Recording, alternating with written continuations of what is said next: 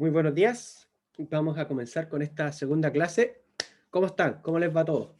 ¿Se están tomando un cafecito, un tecito? A lo mejor alguien se está tomando una Red Bull, una Monster. Lo bueno es que ya les avisaron que en la tarde no tienen clase, ¿o no? ¿O nunca les dijeron? Sí, sí nos dijeron. Ya, Bueno, súper. gracias. Entonces, esta ya, no sé si tienen clase el bloque después de este, pero No esta es la última. fue una semanita más Mañana, corta. Así que ya mañana es feriado, así que ahí pueden aprovechar de descansar. Yo les recomiendo que aprovechen de descansar, ¿ya? Porque después ya va a empezar el semestre un poquito más.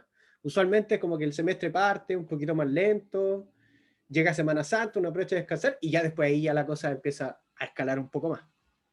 Entonces, la semana pasada, nosotros estuvimos viendo lo que eran los tipos de redes y las variables eléctricas fundamentales, o dos de las variables, de las tres variables eléctricas fundamentales. Vimos lo que eran los circuitos concentrados y los circuitos distribuidos, y vimos básicamente su diferencia. Vimos lo que era la corriente eléctrica y vimos lo que era el voltaje. En base a esos dos, también vimos lo que era la potencia y lo que era la energía. ¿Ok? Entonces, en base a eso, pudimos determinar que, o podíamos saber intuitivamente cuánto nos gastaba cada elemento que tenemos nosotros en nuestra casa, y básicamente lo que gastan nuestros elementos en la casa dependen del tiempo en que estén conectados.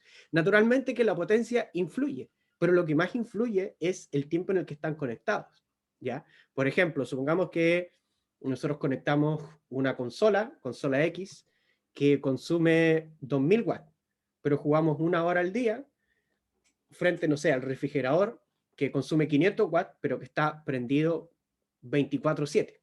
¿Ya? Ahora los refrigeradores también han ido creciendo harto e incluso muchos refrigeradores indican en la puerta cuántos kilowatt hora al mes consumen. ¿Ya? Ese también es un muy buen dato porque es mucho más fácil poder compararlos unos con otros. Y de hecho hay certificaciones, está la A++, A+, la B++, y esas certificaciones también dependen de qué tan eficientes y qué tan bajo consumo tienen.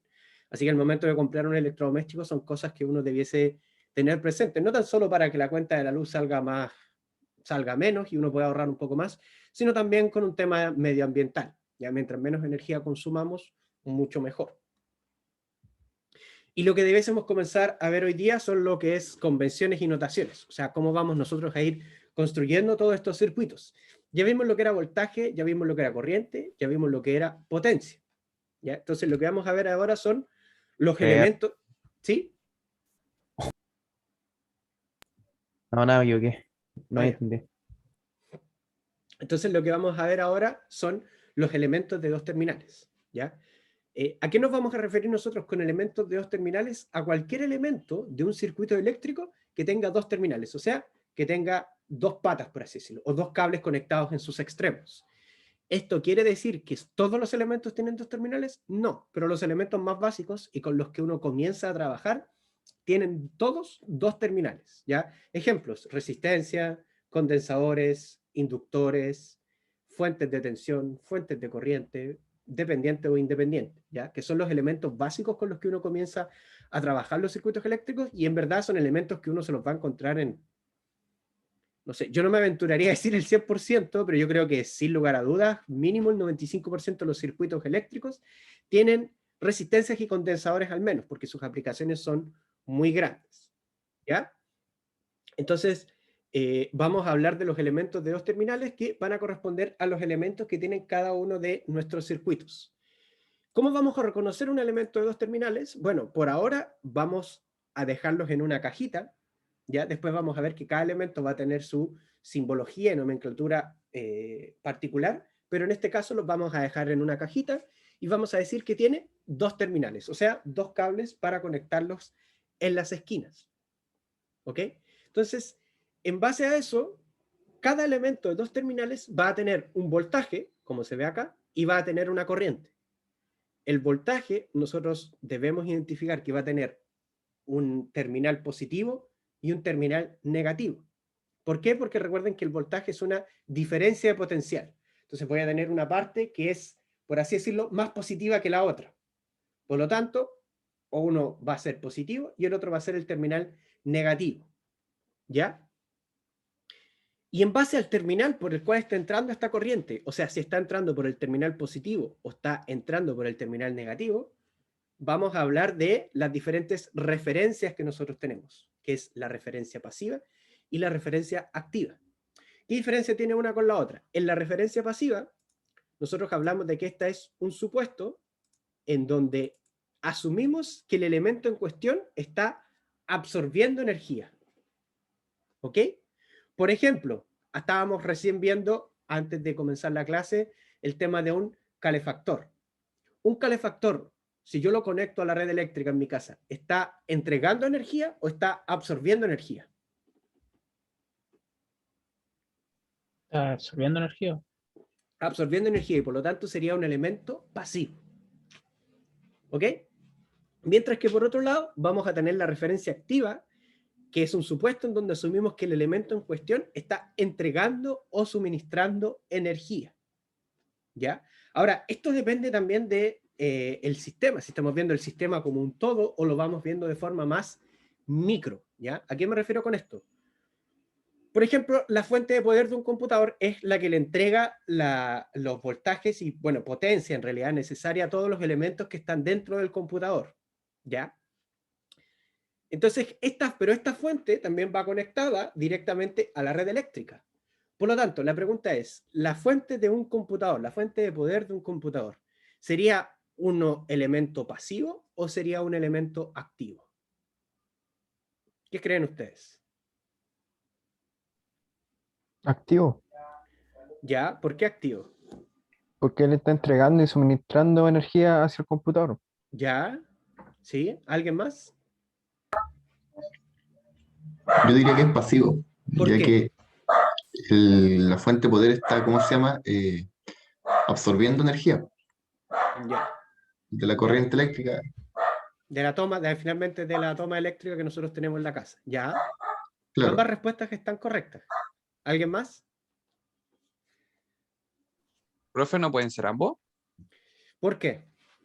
O sea, porque recibe energía y la distribuye al computador. Ya, pero O no eso es lo puede, que pienso. si yo analizo un circuito, no puede ser ambos a la vez. O es pasivo o es activo. Entonces diría que es activo. Ya. En realidad es activo y es pasivo a la vez. ¿Pero de qué va a depender? Va a depender del punto de vista que nosotros lo veamos. Si yo lo veo de un nivel más macro, o sea, de un nivel más amplio, desde el punto de vista, por ejemplo, de la central transmisora de energía, la que nos está entregando la energía a nosotros, todo lo que nosotros tenemos conectado a la red es un elemento pasivo porque está consumiendo energía de esa red. Entonces, de ese punto de vista, la fuente de poder del computador o el computador en sí sería un elemento pasivo porque está consumiendo energía de la misma red. ¿Ok? Pero si nosotros lo vemos desde el punto de vista del computador en sí, solo el sistema del computador, nos olvidamos de todo lo que está fuera del computador, ahí la fuente sería un elemento activo, porque es el elemento que le está entregando energía a todo el sistema computacional. Entonces, también depende del punto de vista que nosotros analicemos, o el sistema en sí que estemos analizando, ¿ya? Algunos elementos, sí o sí, independiente del sistema que nosotros estemos analizando, siempre van a ser elementos pasivos, ¿ya? Pero hay elementos que dependiendo del punto de vista que nosotros los veamos, pueden ser pasivos o activos. Por ejemplo, las resistencias. Después vamos a ver que las resistencias sí o sí van a ser elementos pasivos, porque no hay forma que una resistencia me esté entregando energía. A no ser, siendo rebuscado, a no ser que alguien invente un sistema que con el calor que se disipa de la potencia, de la resistencia, podamos volver a generar electricidad, pero hasta donde yo conozco esos sistemas, si es que existen, son muy escasos y por lo tanto no los vamos a considerar, ¿ya? No sé quién tiene el micrófono abierto, pero si lo puede apagar porque se escucha un ruido, por favor.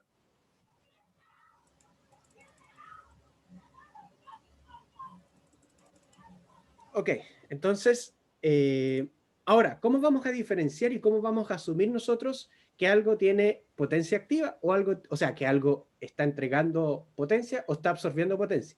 ¿Y en qué lo vamos a diferenciar nosotros en la misma, en los mismos elementos? Entonces, ya vimos que vamos a tener un elemento de dos terminales. Si ustedes observan este dibujo de la referencia pasiva y observan este dibujo de la referencia activa, ¿ven alguna diferencia entre ellos? ¿O los ven exactamente iguales?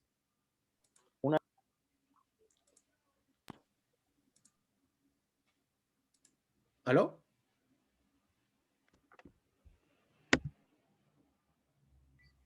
Creo Son que alguien... La diferentes. flecha de arriba, Ya, uno a la vez. Me Eh, parece que... ¿Sí? Son diferentes. ¿Por O qué? sea, por ejemplo, aquí vemos que en el de arriba la flecha está como entregándole energía al cuadrado Ya, y el de abajo está sacando energía desde el cuadrado. ya, pero ojo que esa flecha representa la corriente, no representa energía. O eso, corriente. Ya. Creo que Álvaro, me parece, si es que no me equivoco, también iba a comentar algo. O no sé si alguien más iba a responder y me parece que se cruzaron ahí un poco. lo que yo iba a decir, lo mismo que dijo el compañero. Ah, ya. Ya, lo que dice otro compañero también es que la referencia pasiva está esperando a que le conecten algo, o sea que la corriente está quieta y se convierta en activa. Ya. Ahí hay que tener ojo con algo. La corriente no puede estar quieta. La corriente nunca está quieta. ¿Por qué no está quieta? Porque recuerden que la corriente es un flujo de electrones. Entonces, no puede un flujo estar quieto, mientras que el voltaje siempre es una diferencia potencial y es algo estacionario. ¿Ya? ¿Cómo vamos a identificar nosotros una diferencia de otra? Esta flechita que está acá indica la corriente. Cuando nosotros asumimos que algo tiene referencia pasiva, estamos diciendo que la corriente va a entrar por el terminal que es positivo. Cuando hablamos de terminal positivo, siempre lo vemos respecto al voltaje.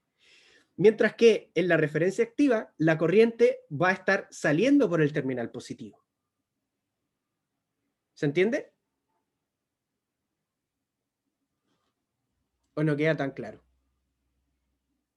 Miren, recuerden que este es un elemento de dos terminales. Por ejemplo, este sería un elemento que tiene un terminal aquí y tiene otro terminal hacia allá.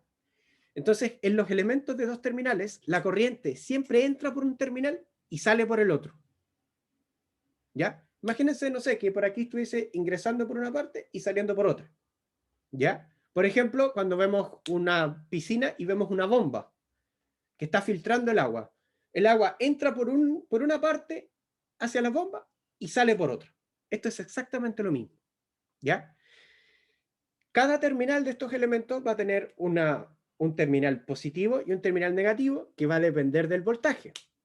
¿Ya? O sea, el voltaje va a tener un terminal que es positivo y otro terminal que es negativo. ¿Claro hasta ahí? ¿Hay alguna duda hasta ahí?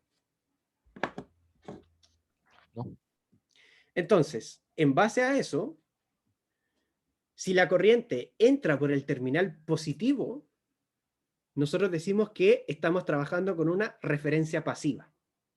Mientras que si la corriente sale por el terminal positivo, decimos que es una referencia activa. Ahora, ¿cómo determinamos nosotros si la corriente entra o sale por el terminal positivo? Por eso son referencias, porque es algo que nosotros asumimos.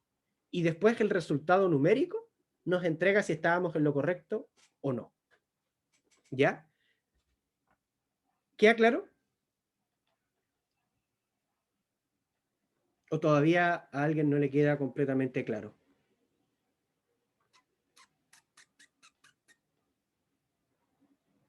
¿Sí? Nosotros en este curso, bueno, y en general, porque la bibliografía que se utiliza en este curso y en otros cursos se trabaja así, nosotros vamos a asumir que todos los elementos son pasivos. Y en base a eso nosotros vamos a hacer nuestros cálculos. ¿Ok? Recuerden, nuestros cálculos para calcular la potencia siempre es voltaje por corriente. Entonces nosotros vamos a asumir en base al positivo y al negativo que la corriente está entrando por el terminal positivo. Y en base a eso vamos a hacer nuestros cálculos. ¿Ya?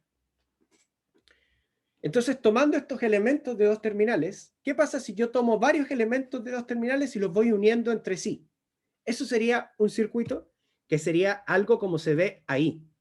O sea, ahí tenemos un elemento de dos terminales, otro elemento de dos terminales, otro elemento de dos terminales, etc. Y las uniones de cada uno de estos elementos y los elementos en sí, nosotros los vamos a renombrar. Vamos a referirnos a cualquier elemento de dos terminales como rama. O visto de otra forma, las ramas son elementos de dos terminales. O sea, este uno en negro que está acá sería una rama, otra rama, etc. Hasta el 6, el negro. Para que se produzca el flujo de energía, tienen que tener mínimo dos terminales, porque para que se produzca esta circulación de corriente, que al fin y al cabo es un flujo, tiene que tener exactamente un punto donde entra, un punto donde sale, y tiene que estar cerrado.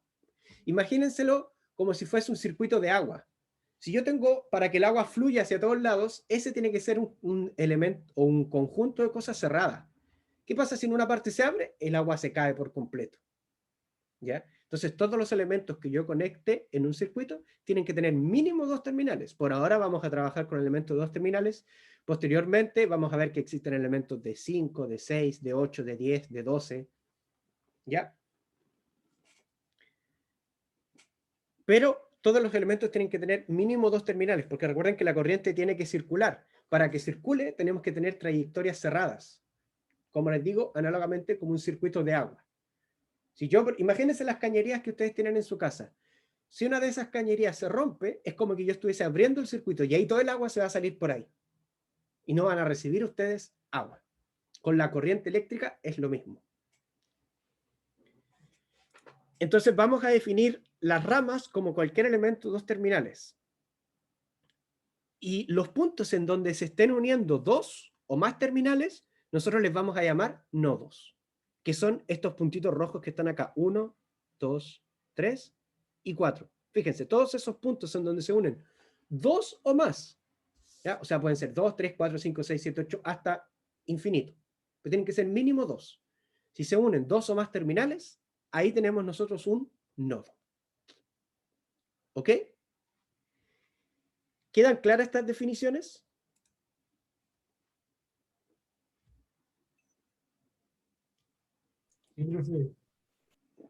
La rama básicamente es cualquier elemento que nosotros tengamos acá que tenga dos terminales. O sea, esto es una rama. Esto también es una rama. Fíjate que acá tenemos un elemento, que sería esa cajita, de dos terminales. Ese elemento que tiene dos terminales es una rama. Este otro elemento que tiene dos terminales o dos cables, por así decirlo, para poder conectarlo, es una rama. Lo mismo este y este.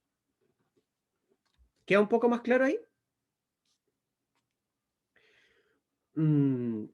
A ver, es que todos los elementos que nosotros trabajemos en circuitos eléctricos van a trabajar con energía. Entonces es demasiado genérica la definición. ¿Por qué? Porque fíjate que la rama es un elemento de dos terminales. También podemos tener un elemento de tres terminales que trabaja con energía, pero eso ya no es una rama. ¿Ok? Entonces todo elemento que posea dos terminales, o sea, dos cables en sus extremos para conectarlo de forma simple, es una rama. ¿Ya? Siguiendo esas mismas definiciones, nosotros vamos a definir entonces lo que es el voltaje de rama y la corriente de rama. El voltaje de rama va a ser el voltaje presente entre los terminales de dicha rama. Recuerden, una rama, un terminal, otro terminal. Esa rama va a tener un voltaje. ¿Por qué? Porque cada terminal va a tener positivo respecto al otro. Por lo tanto, esta rama tiene un voltaje de rama que va a ser una de sus ramas positiva y la otra rama negativa. Y también va a tener una corriente de rama que va a ser la intensidad de corriente que va a estar circulando por dicha rama. ¿Que podrían ser cero? Podrían ser cero. ¿Podría el voltaje en este caso ser cero? ¿El voltaje de rama? Podría. ¿Podría la corriente de rama ser cero? También podría. Pero lo que nosotros asumimos inicialmente es que no. Y ahí hacemos los cálculos, y si los cálculos nos dicen que es cero, ahí recién podemos concluir que es cero. ¿Ok? Y fíjense que aquí nosotros ya podemos definir cuál es la referencia que se utiliza. Fíjense en la rama 1. ¿Por qué terminal está entrando la corriente? ¿Por el terminal positivo o por el terminal negativo? Por el negativo, ¿no? En la rama 1, ¿por dónde está entrando la corriente? ¿Por cuál Ah, terminal? El positivo. por el positivo. Por el positivo. Y si está entrando por el positivo, ¿qué referencia se está usando? ¿La referencia activa o la referencia pasiva? La pasiva. La pasiva, ¿cierto? En el caso del elemento 6 o de la rama 6, ¿qué referencia se está usando? La activa. La activa. Fíjense que iba saliendo del terminal positivo. Ahora, aquí hay algo que tienen que tener claro. Que yo diga que algo está saliendo del terminal positivo es lo mismo que yo estoy diciendo que está entrando por el terminal negativo. Porque son solo dos terminales. Entonces, si entra por un terminal, forzosamente tiene que salir por el otro. Si yo digo que entra por el positivo, forzosamente tiene que salir por el negativo. Y viceversa. Si digo que entra por el positivo, forzosamente tiene que salir por el negativo. ¿Ya? Es como que yo tengo un pasillo con una puerta en cada extremo del pasillo. Si yo entro por esta puerta, imagínense que no tengo opción de devolverme. Si yo entro por una puerta, forzosamente voy a salir por la otra. Porque el flujo me está llevando hacia allá. ¿Se entiende?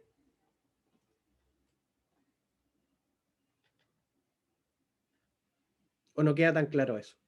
Profe, la corriente nunca se va a poder devolver. Entonces, Ya, esa es una muy buena pregunta. De hecho, estaba esperando que alguien me preguntara eso. La corriente sí se puede devolver. ¿Pero cómo? Cuando nosotros ya vimos anteriormente que el voltaje corresponde al trabajo para transferir la unidad de carga. O sea, el voltaje es la energía que hace circular en una cierta dirección el flujo de carga eléctrica, o sea, la que mueve las cargas eléctricas. Y al mover esas cargas eléctricas, nosotros generamos corriente. ¿Ya? Entonces aquí vimos que, por ejemplo, si conectamos esa fuente, la corriente se mueve en esa dirección. ¿Qué tendríamos que hacer nosotros entonces para que la corriente se vaya en una dirección contraria? De ahí les voy a explicar. El diodo es como el que funciona para eso. El diodo no tiene nada que ver acá. De ahí les puedo explicar qué es lo que hace el diodo, pero el diodo no tiene nada que invertir la fuente. Perfecto. Imagínense que si yo tengo un positivo y un negativo de la fuente, estoy forzando a que las cargas vayan desde el positivo hasta el negativo. Si yo invierto la fuente, cambio el sentido de la corriente. Porque siempre yo fuerzo a que las cargas se desplacen desde el positivo hasta el negativo.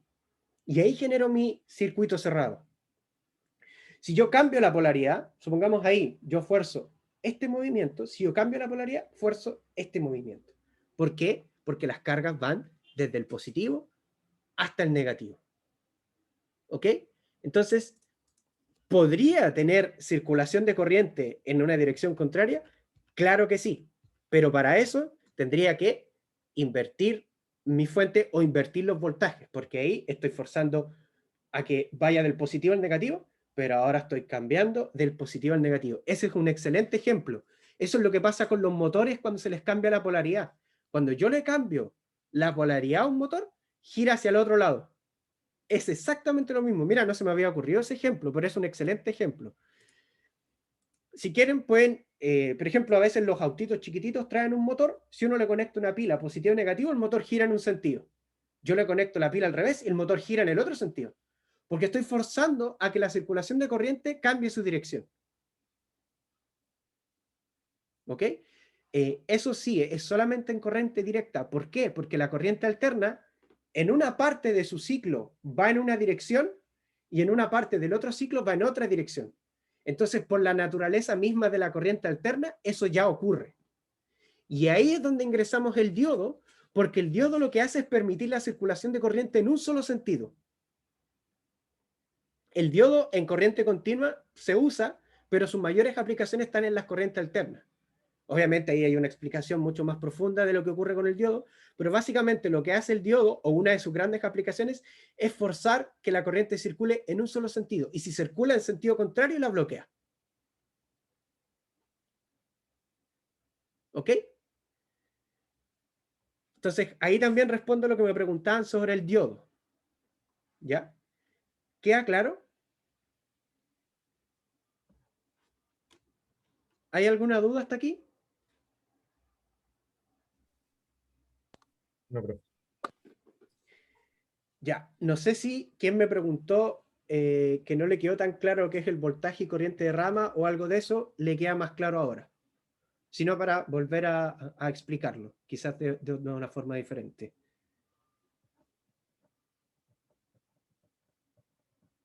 Sí, no, puede ser. Ya, bueno, silencio otorga, de todas formas, si les quedan dudas, acuérdense que siempre están los horarios de consulta, que todo esto hoy, como hay suspensión en la tarde, no hay, pero me pueden enviar un correo, escribirlo al foro, lo que sea. ¿Ya? Entonces,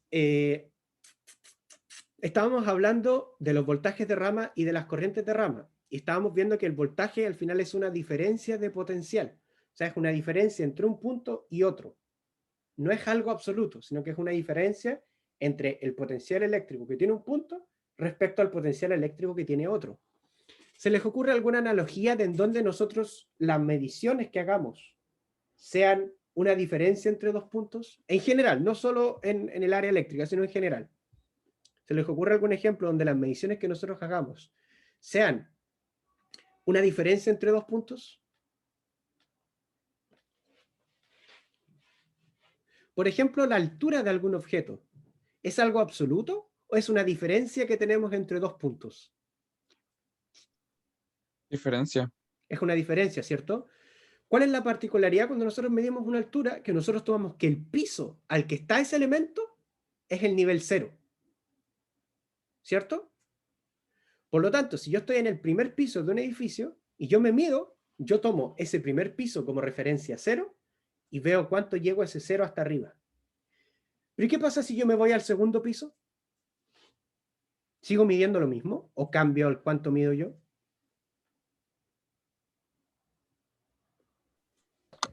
Convencionalmente no, pero si quisiera medirlo como referencia al nivel del mar, sí crecería. Exacto, pero convencionalmente no lo hago. ¿Por qué convencionalmente sigo midiendo lo mismo? ¿Qué fue lo que cambió? Al momento de yo cambiarme de piso, sigo midiendo lo mismo. Físicamente no tiene sentido, porque hubo un desplazamiento en el espacio. ¿Pero qué fue lo que cambió? El sistema de referencia. El sistema, punto de ¿cuál es mi punto de referencia? ¿Cuál es mi punto de referencia ahora? El piso en donde está usted, po. El piso en donde estoy yo, ¿cierto? Y si me voy al tercer piso, lo mismo. Cambia mi punto de referencia. Y yo asumo que ese punto de referencia es 0. Y de ahí hago la medición. Por eso a mí me podrían medir en un cuarto, quinto, sexto, séptimo, octavo, décimo. Podrían medirme quizás en el espacio, pero yo voy a seguir midiendo lo mismo, porque tenemos un punto de referencia común, al que nosotros designamos 0. Y eso es algo implícito, o sea, cuando nosotros nos miden, como que nadie se pone a pensar en eso. Pero sin embargo, eso es lo que hacemos. En el caso de los circuitos eléctricos, también existe ese punto. ¿Por qué existe ese punto? Porque recuerden que el voltaje es una diferencia de potencial. Entonces, para yo poder sistematizar y homogeneizar esa diferencia, o sea, hacerla que todos se midan frente a la misma vara, yo defino un punto de referencia común que nosotros le llamamos tierra, que quizás alguno que sea técnico o alguno que haya entrado más en el tema de eléctrica, electrónica o en electricidad ya lo conozca. Pero la definición de la tierra es un punto de referencia común al que nosotros le asociamos un potencial eléctrico 0. Y en base a ese punto, nosotros hacemos nuestras mediciones. Profe, ¿Mm? esto serviría como ejemplo, por ejemplo, hay algunas técnicas en algunas labores que donde son de alto voltaje, ¿Ya? que las herramientas que son ocupadas o los artefactos son cargados al mismo potencial para que no hayan cortocircuito, etc. Exactamente, es lo mismo. Si son cargados al mismo potencial, ¿qué diferencia hay entre ellos? Casi nula. Casi nula, ¿cierto? Porque están al mismo potencial. Entonces, yo me evito que haya una diferencia de potencial. Al evitarme esa diferencia de potencial, evito forzar esa circulación de corriente. Por lo tanto, estoy ok. Es lo mismo en este caso del punto de referencia. Ahí es un uso un poquito más complejo de lo que es el voltaje, porque ahí no lo estoy forzando de manera artificial a que esté en el mismo potencial. Pero la Tierra también puede ser física y es literalmente la Tierra. Fíjense, en el primer caso existe una conexión física a la Tierra a través de conductores y mallas en terreno. Lo que estamos forzando ahí es que las cosas estén al mismo potencial, que por lo tanto no haya diferencia de potencial, por ende no hay circulación de corriente. ¿Ya? Mientras que la Tierra también puede ser virtual, yo me defino un punto de referencia común, un punto cero, y en base a eso yo hago mis mediciones de voltaje, o de tensión, o de diferencia potencial, o como quieran llamarle. ¿Ya? Pero la Tierra también es algo físico y literalmente existe una conexión a Tierra. Las casas, por ejemplo, tienen en su parte de conexión eléctrica, tienen literalmente una estaca enterrada a tierra, ¿ya? Que, entre varios otros motivos, hace que los elementos conectados a la casa y la casa estén en el mismo potencial, evitando que haya circulaciones de corriente no deseadas, porque tiene que haber circulación de corriente en la casa, naturalmente, pero lo que evita son circulaciones de corriente no deseadas, que muchas veces incluso provocan incendios, ¿ya? No sé si han visto alguna vez algunos conectores que tienen 2 patitas, frente a otros que tienen 3 conectores a la red eléctrica. Los que tienen 2 no tienen tierra. Los que tienen 3, el conector del medio es la tierra. Entonces hace que todos los artefactos de la casa estén conectados a un punto común, evitando, como les digo, esta circulación de corriente no deseada, entre otras ventajas que tiene el realizar estas conexiones. Y de hecho, algunos incendios en algunas casas se provocan por la no existencia de esta conexión a tierra, porque esto no es tan nuevo, o sea, tan antiguo como uno podría pensar. Es algo que se ha venido implementando con el tiempo, ¿ya? Cuando yo era chico, por ejemplo, hace ya hartos años, la mayoría de los conectores eran de 2 patitas. Y después, por temas de seguridad, se ocupan 3, como les digo, para forzar una tierra común y evitar estas circulaciones de corriente. Y si ustedes buscan en internet, por ejemplo, ya en la, por ejemplo, conexión a tierra industria. Si ustedes ya se van a conexiones muy grandes, ya ahí no van a ver, por ejemplo, aquí tienen una forma. Ahí está el conductor que está directamente conectado a tierra, forzando que esté en el mismo potencial. Pero en las industrias ya no es uno solo. En las industrias a veces ponen unas mallas completas, porque hay conexiones mucho más grandes. ¿Ya? A ver si... pongámoslo en inglés. Cuando no encuentren algo... Industry Ground.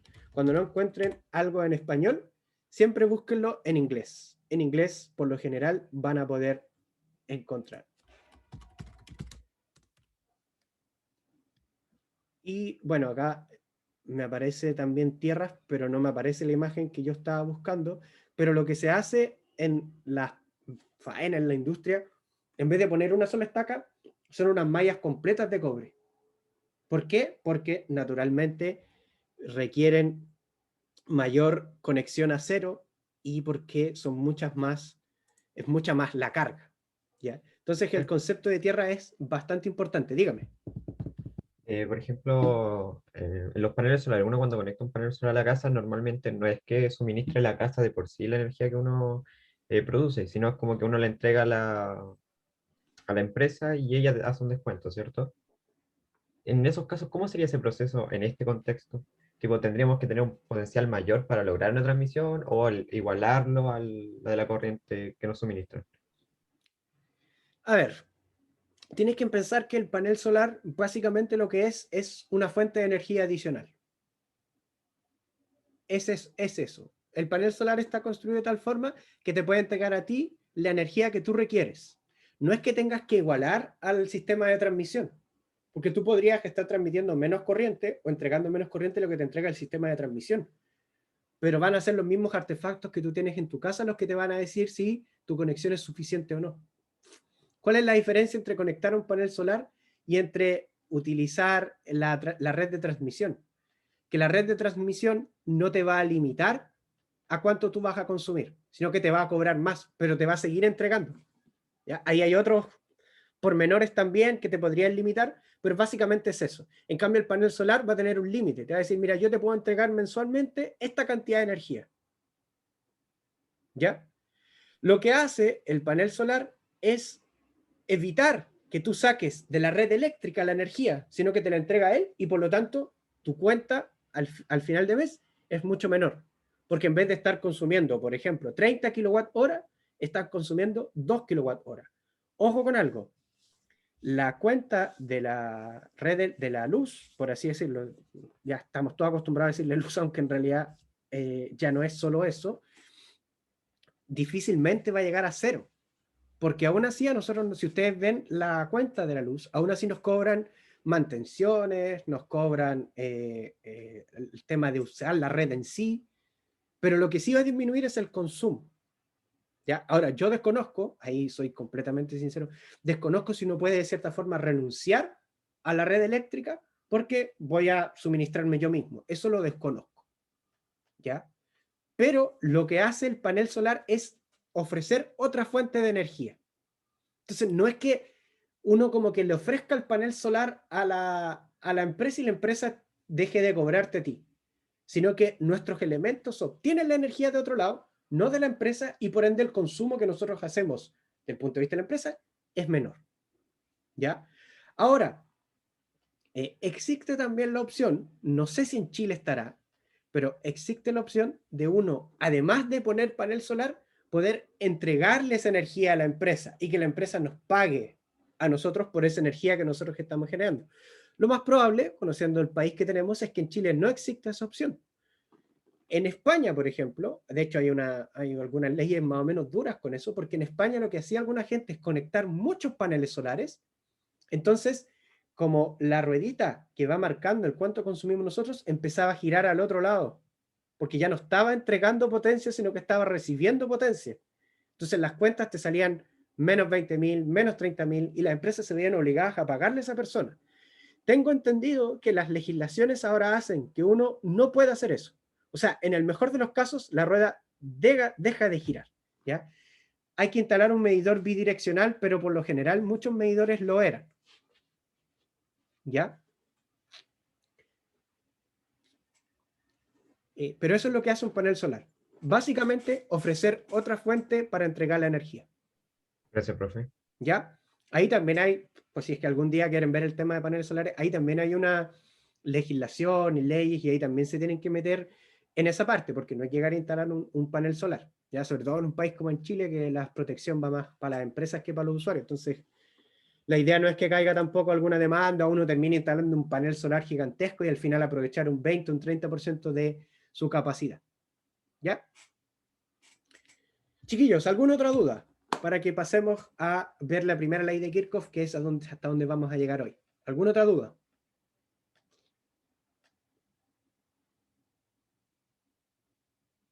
No.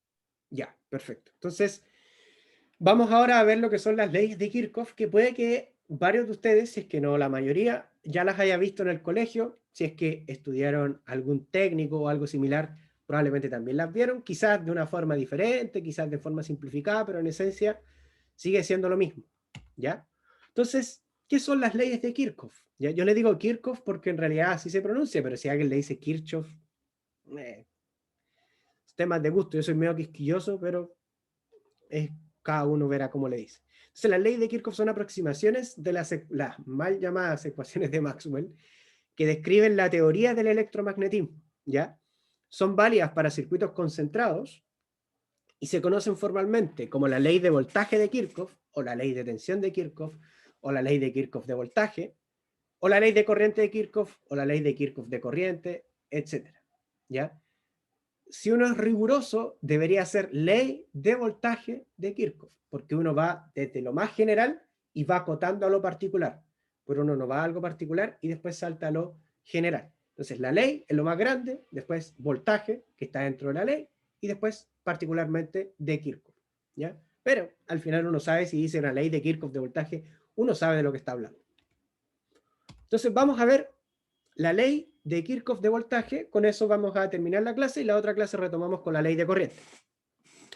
Entonces yo les voy a leer la definición de ley de voltaje de Kirchhoff y ustedes me dicen si entienden. Esta ley establece que la suma algebraica de todos los voltajes de rama alrededor de un lazo es cero. ¿Quedó claro?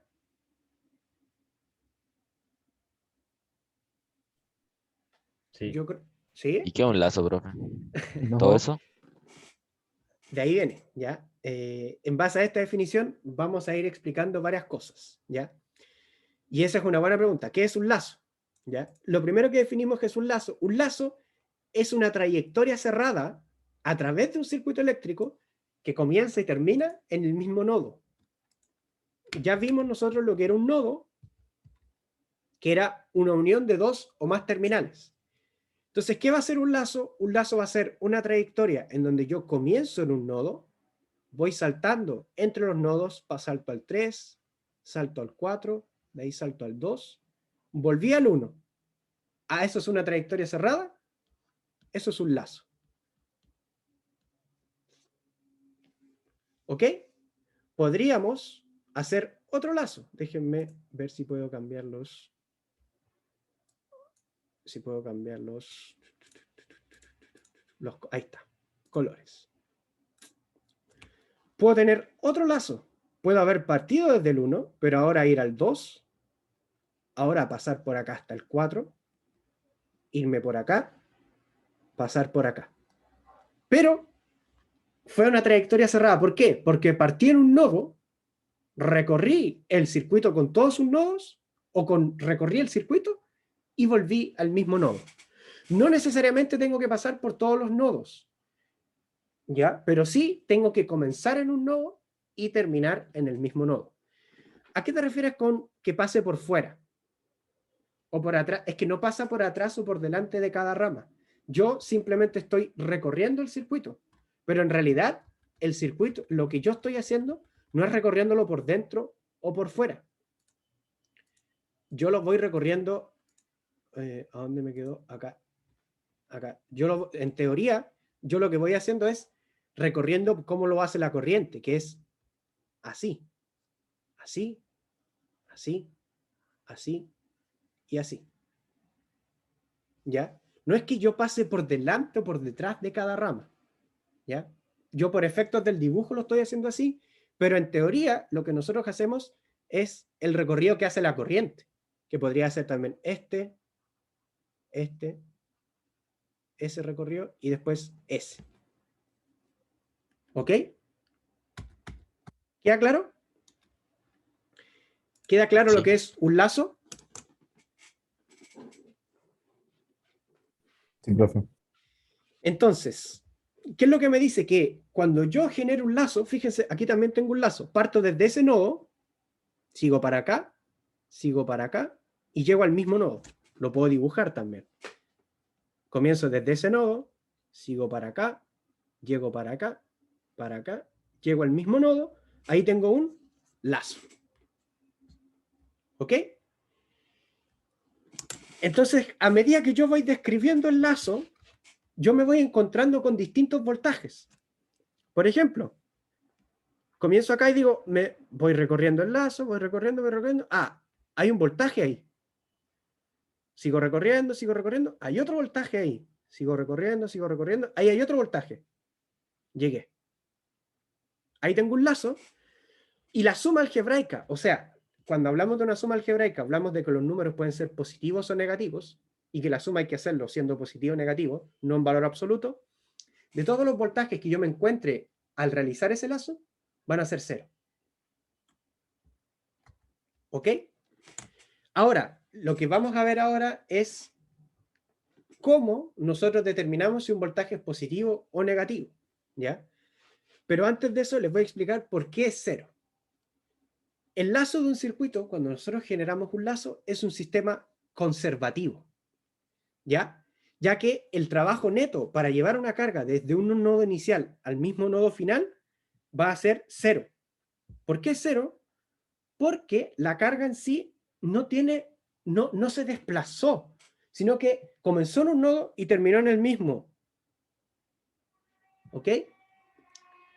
Es como, por ejemplo, que yo quiera ver cuánto es la distancia recorrida si yo parto, por ejemplo, en el estacionamiento de mi edificio, me doy una vuelta por todo Valparaíso y vuelvo al mismo estacionamiento.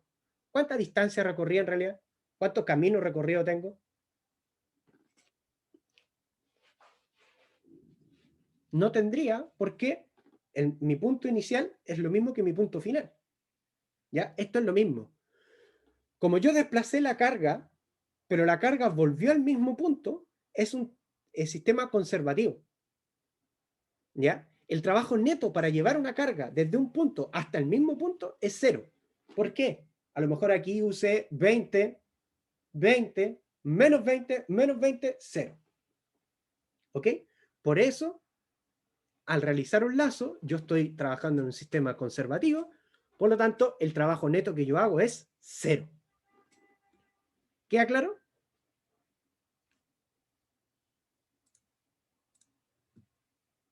¿Sí? ¿No? ¿Puede ser? Sí, profe. Entonces, ¿cómo vamos a determinar entonces nosotros cuándo un voltaje es positivo y cuándo un voltaje es negativo? Nosotros primero, para generar un lazo, tenemos que darle una dirección de referencia. O sea, podemos...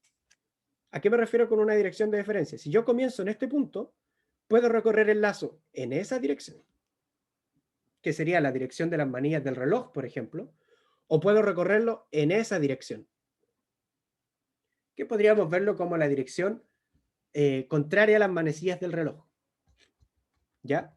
Yo puedo recorrerlo en ambos sentidos y a la ecuación a la que yo obtenga me va a entregar la misma información. Por lo tanto, no se preocupen de en qué sentido lo recorren. Lo que yo sí les recomiendo, si los van a recorrer un lazo en un sentido, hagan lo posible por recorrer todos los lazos en el mismo sentido, porque así uno evita confundirse. Entonces, que en base al sentido que yo defina del lazo, le voy a asignar el signo positivo a los voltajes cuya dirección de referencia concuerden con la del lazo. Básicamente, si yo estoy recorriendo el lazo, por ejemplo, vamos haciendo esto, si yo voy recorriendo el lazo y al recorrer el lazo en esa dirección entro por el terminal positivo, ese voltaje es positivo. Y en contrapartida, si entro por el terminal que es negativo, el voltaje lo voy a expresar como negativo. ¿Ok? Por ende, si yo hago este lazo que está acá, el lazo 1, ¿en qué dirección estoy recorriendo ese lazo? ¿En sentido horario o en sentido antihorario? En sentido horario.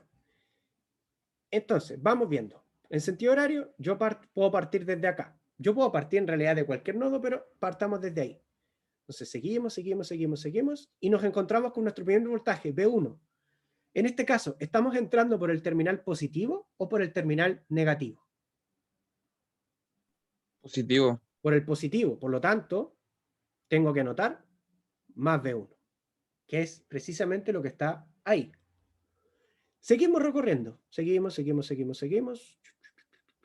Ya, seguimos caminando. Vamos por acá. Llegamos a este otro elemento. ¿Por cuál terminal estamos entrando? ¿Por el positivo o por el negativo? Negativo. Por el negativo. Por lo tanto, tiene que ir ahora como negativo. Como nosotros no conocíamos este voltaje, le dijimos que era simplemente V1 y anotamos más V1. Pero este voltaje sí lo conocíamos. Nos estaban diciendo que era 12,6. Pero como entramos por el negativo, es menos 12,6. Y cuando ya recorrimos el lazo, nosotros decimos igual a 0. ¿Qué ventaja nos entrega eso? Fíjense que lo que obtuvimos en este lazo, que naturalmente es simple para poder ejemplificar, obtuvimos una ecuación súper simple, donde dijimos menos 12,6 más V1, que es el voltaje que yo no conozco, es igual a 0. Si yo despejo, encuentro que el voltaje V1 es igual a 12,6 volts. O sea, usé la ley de Kirchhoff de voltaje para poder encontrar cuánto es el voltaje V1. ¿Queda claro?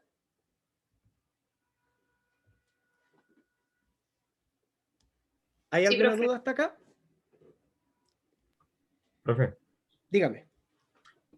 por ejemplo, esto si lo llevamos a la práctica, asumiendo que en el lazo están las dos resistencias, por decirlo así, en una misma línea, Uh-huh. ¿no nos daría dos voltajes distintos? En la práctica, digo. ¿Por qué? Porque tendríamos el voltaje que pasa desde R1 y el voltaje que pasa a R2, que serían distintos, y al sumarlos daría el 12,6, por ejemplo. Eso pasa cuando el circuito está en serie, Sí, eso mismo estoy contando. pero este circuito está en paralelo. No, por eso estaba preguntando en el caso de que las dos estuvieran juntas, tendríamos en práctica dos Es que- voltajes distintos. Es que, a ver, ahí hay que depurar un poco el lenguaje. Que estén juntas no implica que estén en serie o en paralelo. Ya. ¿Ya? Después vamos a ver las conexiones serie, paralelo, mixta. Pero lo que tú me estás planteando es cuando yo tengo dos elementos en serie. Y si tú aplicas la ley de Kirchhoff de voltaje cuando dos elementos están en serie, te va a dar que la suma es cero. Pero la suma algebraica. Después vamos a ver un ejemplo de eso. ¿Ya? Ya, Ahí a lo perfecto. mejor va a quedar un poquito más claro. Vamos ahora con el lazo 2. El lazo 2, yo parto desde acá, también se está recorriendo en sentido de las agujas del reloj. Entonces vamos para acá, para acá, para acá, para acá, para acá, para acá. Seguimos acá. Estamos entrando por el positivo. Seguimos de nuevo, seguimos. Aquí, cuando estamos entrando R1, ¿estamos entrando por el positivo o por el negativo? Por el negativo. Por el negativo. Porque ahí está el negativo. Entonces, anotamos menos B1. Y llegamos al mismo punto, así que igualamos a 0. Y decimos que menos B1 más B2 es igual a 0. O sea, si yo B1 lo tiro al otro lado de la ecuación, me queda B2 es igual a B1. B1 ya lo habíamos encontrado en la ecuación anterior, por lo tanto, B1 es igual a B2 y es igual a 12,6 volt.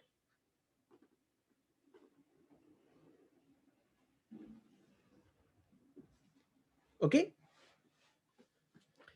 Y el lazo 3. El lazo 3 podemos comenzar desde este punto, nos vamos acá, seguimos acá. ¿Por cuál terminal estaríamos entrando acá? ¿Por el positivo o por el negativo? Por el positivo. Positivo. Por el positivo. Por eso acá va positivo. Seguimos. Y ahí estaríamos entrando por el negativo. Así que aquí esto iría en negativo. Y terminamos, así que igualamos a 0. Nos queda 12,6 más B2 es igual a 0.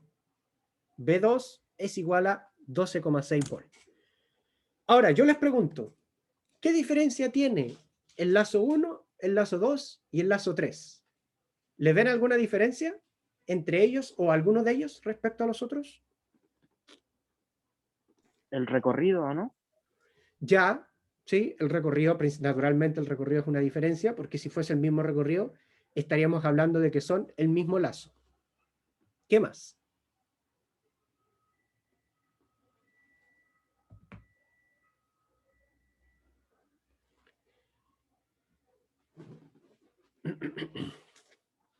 Fíjense cuando yo describí el lazo 3.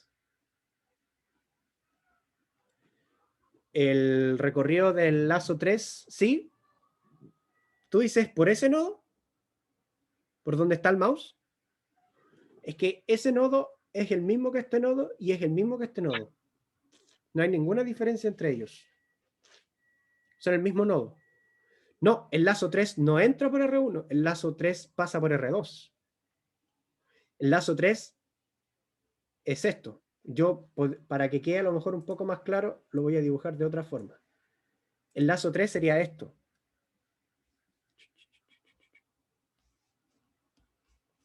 Sería así. ¿Cómo a qué se debe eso? Se debe a cómo yo recorrí el lazo nomás. No, yo puedo recorrer el lazo por los puntos que yo quiera, mientras vaya pasando de nodo en nodo.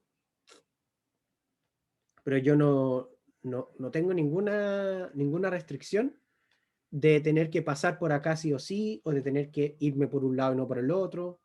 Por eso tenemos distintos lazos en un circuito. Porque recuerda que la definición de lazo es la definición de lazo es una trayectoria cerrada o un camino cerrado que comienza en un nodo y termina en el mismo. Entonces, nosotros en los tres lazos comenzamos en este nodo. En el primero, seguimos para acá, ¿cierto? En el segundo, seguimos para acá, o en el tercero, por así decirlo. Y en el otro, comenzamos desde este. ¿Ya? No sé si eso responde a la pregunta, que no tampoco me quedó claro a dónde iba en particular la pregunta.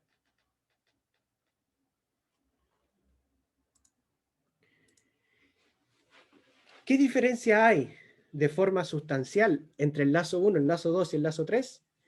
Fíjense que el lazo 3 tiene otros lazos en su interior. O sea, el lazo 3 como conjunto tiene unos lazos más pequeños que están dentro de ese lazo. ¿Logran ver eso? ¿O se logra comprender? Sí. ¿Sí?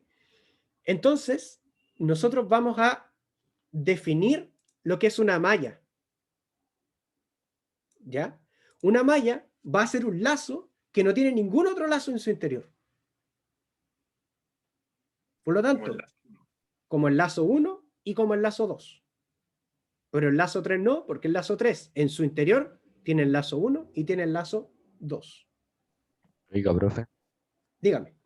Entonces aquí hacemos una diferencia y dejamos de nombrar a esos lazo 1 y lazo 2 como lazo y los nombramos como malla o siguen siendo lazo. Ya, eso voy a explicar ahora. Todas las mallas son lazos.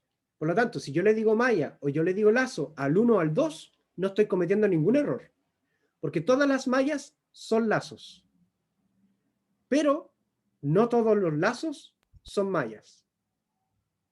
Entonces, yo al lazo 1, al lazo 2, puedo decirle lazo o puedo decirle malla. No estoy cometiendo ningún error. Pero al 3 no puedo decirle malla, porque no cumple con la definición de malla, sería solamente un lazo. ¿Se entiende la diferencia entre uno y otro? Sí. ¿Sí? ¿Por qué les quiero dejar esto claro? Porque cuando nosotros planteamos la ley de Kirchhoff de voltaje para obtener ecuaciones, si yo hago una ecuación sobre un lazo que no es malla, esa ecuación, dicho de forma vulgar, no me sirve. ¿Por qué no me sirve? Porque no me va a estar entregando información adicional. Del punto de vista algebraico o del punto de vista matemático, esa ecuación es linealmente dependiente. Y cuando una ecuación es linealmente dependiente, esa ecuación no me entrega información o no me sirve para resolver mi sistema.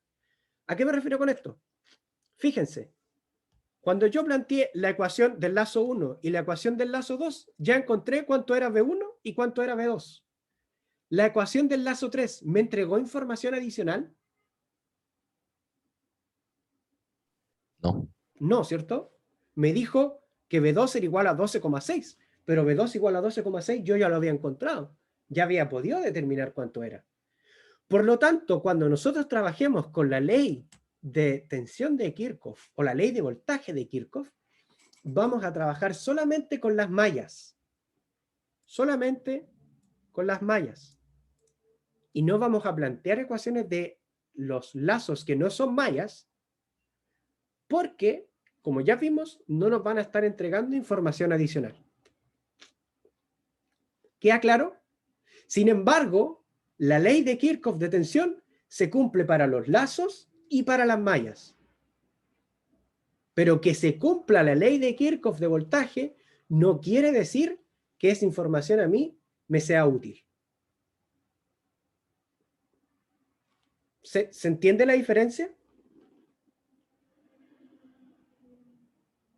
¿O no tanto?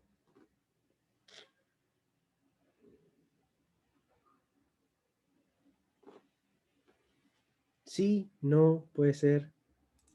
Sí, sí, sí. ¿Sí? Ya. La ley de Kirchhoff de corriente la vamos a ver en la otra clase. ¿Ya? Ahora vamos a cerrar con la ley de tensión de Kirchhoff y hasta ahí vamos a quedar. Entonces, para cerrar, la ley de Kirchhoff de voltaje, o la LKV, o la ley de voltaje de Kirchhoff, expresa la ley de conservación de la energía. O sea, estamos en un sistema conservativo porque llevar algo desde ese punto hasta el mismo punto, el trabajo que se realiza es cero, el trabajo neto. La ley de Kirchhoff de voltaje es independiente de la naturaleza de los elementos. Esto se refiere a que da lo mismo lo que yo tenga conectado, si es un resistor, capacitor, inductor, diodo o cualquier otra cosa que a ustedes se les ocurra, la ley de Kirchhoff de voltaje se va a cumplir igual. Por eso nosotros la podemos plantear de una manera genérica. Tanto ahí, bueno, ahí usamos una fuente de tensión, pero nosotros la podríamos plantear aquí, por ejemplo. Y se va a cumplir Profe. igual. Dígame. Entonces tendría que ser siempre aplicar esta ley en un modelo ideal, No, porque en un modelo real también se cumple. pero tendría que ser así como que no pierda nada, porque conserva la energía, a eso me refiero. Ah, ya. Lo que ocurre es que la ley de conservación de la energía en la práctica también se cumple. Lo que ocurre es que en la práctica hay otras cosas que también disipan energía. Por ejemplo, se disipa energía calorífica en las resistencias. Cosa que si yo mido toda la energía disipada en cada elemento, voy a encontrar aquí hay una pequeña variación, que no quiere decir que esa energía desapareció, sino que se expresa de otras formas que en un modelo ideal no está. Pero si yo realizo la medición de la ley de Kirchhoff de voltaje de forma práctica, voy a encontrar que también se cumple, y si no se cumple, no se va a cumplir por milésimas de volt, o sea, por valores poco significativos. ¿Se entiende? Sí, sí. Ya. Y es lo que les venía diciendo anteriormente, la ley de Kirchhoff de voltaje impone una restricción lineal entre los voltajes de rama de un lazo. Visto de otra forma, ecuaciones de lazos que contengan otros lazos no nos aportarán información al ser linealmente dependientes. O sea, al momento de yo plantear las leyes de Kirchhoff de voltaje, tengo que hacerlo sobre las mallas. Y después, en base a eso, y es algo que ustedes van a ver ya el próximo año en un curso llamado Teoría de Circuitos 1, en base a eso se genera un método de análisis de circuitos que se llama el método de mallas, que utiliza esto mismo que nosotros estamos viendo acá. Y quizás alguno de ustedes lo vio en el colegio. O sí, puede ser. Yo he visto casos de estudiantes que ven el método de mallas en el colegio. ¿Ya? Chiquillos, con la clase de hoy, ¿hay alguna duda? ¿Hay algo que no haya quedado tan claro? No, profe. Súper. Entonces, si no hay más dudas, quedamos hasta acá y nos estaríamos viendo el jueves de la próxima semana. ¿Ya? Que tengan un muy buen fin de semana, aprovechen de descansar, los que les gusta jugar aprovechen de jugar y que estén súper bien. Cuídense. Chao, chao. Profe, que esté muy bien. Profe, que esté bien.